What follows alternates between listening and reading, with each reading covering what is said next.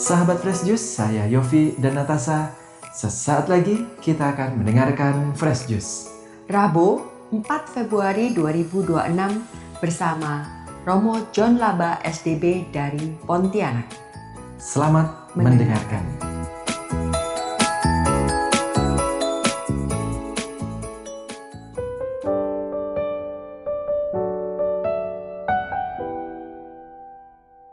Saudari dan saudara, pendengar setia Daily Fresh Juice yang saya kasih dalam Kristus. Jumpa lagi bersama saya, Pater John Laba SDB dari komunitas Salesian Don Bosco di Sungai Raya, Kuburaya, Pontianak. Hari ini hari Rabu, pekan biasa yang keempat. Seperti biasa saya akan membacakan Injil hari ini dan memberikan renungannya. Mari kita mengawalinya dengan doa bersama. Dalam nama Bapa dan Putra dan Roh Kudus. Amin. Allah Bapa dalam surga, kami bersyukur kepadamu. Engkau telah memberikan pada kami Yesus Kristus Putramu yang datang ke dunia untuk menyelamatkan kami. Kami juga mengikutinya melalui sakramen pembaptisan yang sudah kami terima dan kami menjadi anak-anak-Mu. Namun demikian, kami juga menyadari banyak kali kami menjadi kecewa dan menolak kehadiran Yesus di dalam kehidupan kami, manakala kami bergumul dengan kehidupan, masalah-masalah kehidupan, beban-beban kehidupan yang membuat kami mudah putus asa dan menolak Yesus dalam hidup. Kami mohon ampunilah kami ya Tuhan, dan buatlah kami menjadi baru untuk membangun pertobatan dan kembali mengikutinya lebih dekat lagi. Terima kasih Tuhan, namamu kami puji, kini dan sepanjang masa. Amin. Dalam nama Bapa dan Putra dan Roh Kudus. Amin. Saudari-saudara yang saya kasihi, sekarang saya akan membacakan Injil pada hari ini dari Injil Markus bab 6 ayat 1 sampai 6. Tuhan bersamamu dan bersama rohmu. Inilah Injil suci menurut Markus. Dimuliakanlah Tuhan. Pada suatu ketika, Yesus tiba kembali di tempat asalnya, sedang murid-muridnya mengikuti dia. Pada hari Sabat, Yesus mengajar di rumah ibadat, dan jemaat yang besar takjub ketika mendengar dia. Mereka berkata, "Dari mana diperolehnya semuanya itu? Hikmat apa pulakah yang diberikan kepadanya? Dan mujizat-mujizat yang demikian, bagaimana dapat diadakan oleh tangannya? Bukankah ia ini tukang kayu, anak Maria? Bukankah ia saudara Yakobus, Yoses, Yudas, dan Simon? Dan bukankah saudara-saudarinya yang perempuan ada bersama kita?" Lalu mereka kecewa dan menolak dia. Maka Yesus berkata kepada mereka, "Seorang nabi dihormati di mana-mana, kecuali di tempat asalnya sendiri, di antara kaum keluarganya, dan di rumahnya." Maka Yesus tidak mengadakan satu mujizat pun di sana, kecuali menyembuhkan beberapa orang sakit dan meletakkan tangannya atas mereka. Lalu Yesus berjalan keliling dari desa ke desa sambil mengajar. Demikianlah sabda Tuhan. Terpujilah Kristus. Saudari dan saudara yang saya kasih dalam Kristus, saya memberi judul renungan pada hari ini, pengalaman kecewa dan menolak Yesus. Mungkin para pendengar setia Daily Fresh Juice bertanya-tanya, mengapa Pastor John memberi judul renungan seperti ini? Tapi kita boleh bertanya secara pribadi dalam diri kita masing-masing. Apakah kita pernah mengalami dan merasakan sendiri pengalaman kecewa dan menolak Tuhan dalam kehidupan kita? Kalau kita boleh jujur dan tulus di hadirat Tuhan, kita akan mengatakan, Tuhan, bukan hanya satu kali, tapi berkali-kali saya itu merasa kecewa dan menolak Engkau. Hanya Engkau sendiri tidak pernah menolak saya. Kenapa demikian?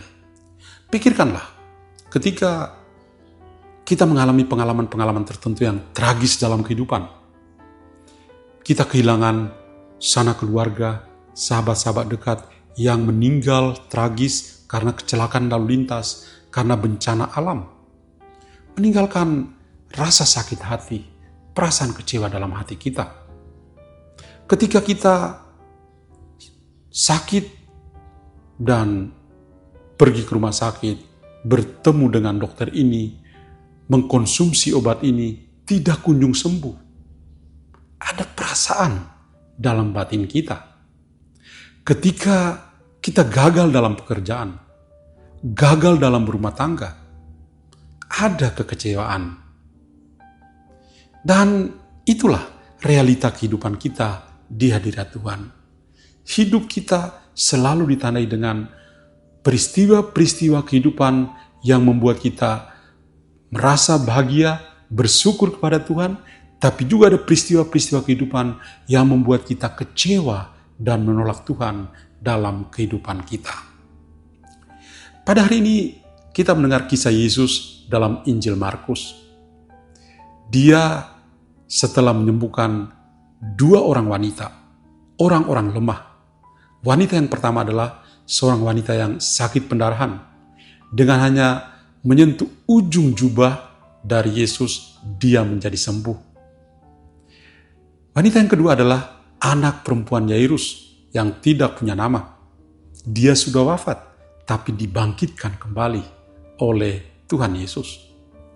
Dan setelah peristiwa itu, dia lalu meninggalkan tempat itu, pulang kampung, kembali ke Nazaret, dan di sana semua orang terheran-heran melihat dia. Kenapa? Karena tadinya mereka hanya melihat Yesus sebagai Yesus saja. Tapi kali ini dia datang ke kampung dan mereka semua lalu mengingat-ingat segala peristiwa yang sudah sedang terjadi di Galilea dan sekitarnya. Mujizat-mujizat yang dia lakukan, perkataan-perkataan yang dia ungkapkan dengan kuasa dan wibawa, dan sungguh viral bagi mereka. Dan pada hari Sabat ketika dia mengajar, itu pun membuat sejumlah besar jemaat itu menjadi takjub kepadanya. Tapi apakah hanya berhenti di situ? Tidak. Ada yang takjub, ada juga yang kecewa dan menolak Yesus, karena hanya melihat Yesus sebagai Yesus saja.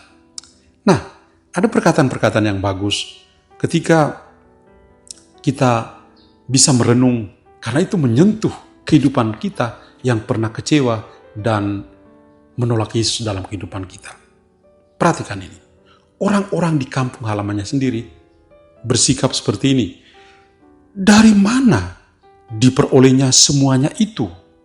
Hikmat apa pulakah yang diberikan kepadanya? Dan mujizat-mujizat yang demikian, bagaimanakah dapat diadakan oleh tangannya? Bukankah ia ini tukang kayu, anak Maria, saudaranya Yakobus, Yoses, Yudas, dan Simon? Dan bukankah saudara-saudaranya yang perempuan ada bersama-sama dengan kita? Dan lihatlah bahwa karena pengalaman seperti ini membuat mereka kecewa dan menolak Yesus. Mereka hanya melihat Yesus sebagai Yesus saja. Tidak lebih dari itu. Padahal pengalaman ketakjuban itu ada. Tapi takjub sebagai manusia Yesus saja. Apa reaksi dari Yesus? Yesus itu bukan orang baperan. Bukan orang yang mudah tersinggung. Dia ketika melihat reaksi orang-orang sekampung halamannya, dia hanya mengungkapkan isi hatinya begini. Seorang nabi itu dihormati di mana-mana, kecuali di tempat asalnya, di dalam keluarganya sendiri.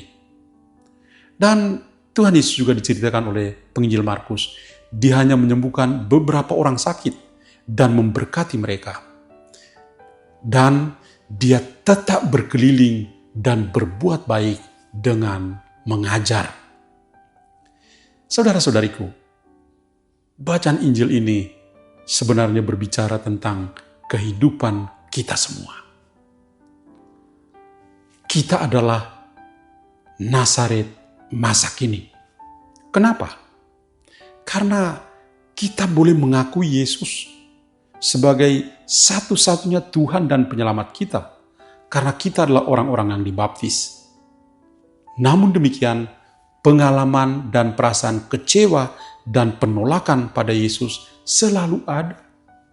Sebagaimana saya ungkapkan tadi, dengan pengalaman manusiawi kita. Itulah kehidupan kita. Kita mengakui diri kita sebagai orang-orang Kristen, sebagai pengikut Kristus. Kita bangga sebagai orang Katolik. Tapi kadang-kadang kebanggaan kita itu hanya pada level yang sangat manusiawi. Kadang-kadang kita itu mau supaya menyerahkan nyawa kita untuk Tuhan. Bagus.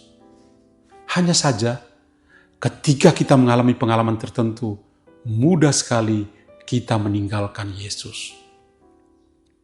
Pikirkanlah dalam kehidupan kita juga. Kalau Anda mau menjadi terkenal, jangan menjadi orang Katolik. Itu. Mau menjadi artis yang hebat, jangan jadi orang Katolik. Jangan jadi pengikut Kristus.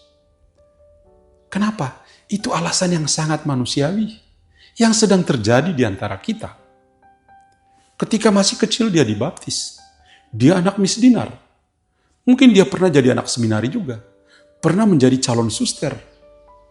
Tapi sekarang dia sudah berbalik arah. Itulah realitas kita. Nazaret masih ada bersama kita. Maka kita perlu berefleksi lebih dalam, perlu membenahi diri.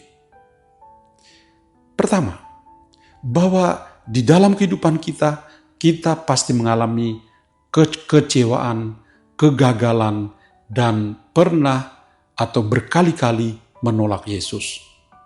Dan kita lupa bahwa Tuhan Yesus tidak pernah menolak kita. Tuhan Yesus tidak pernah menolak. Maka kita harus belajar seperti Yesus sendiri, yang tidak pernah menolak manusia.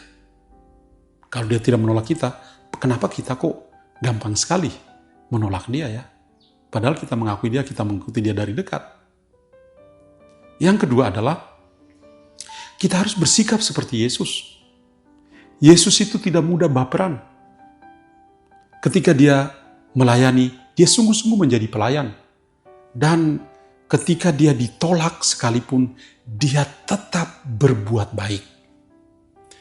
Dia tetap menyembuhkan orang sakit, tetap memberi berkat, tetap berkeliling dan berbuat baik dengan mengajar. Itulah Yesus.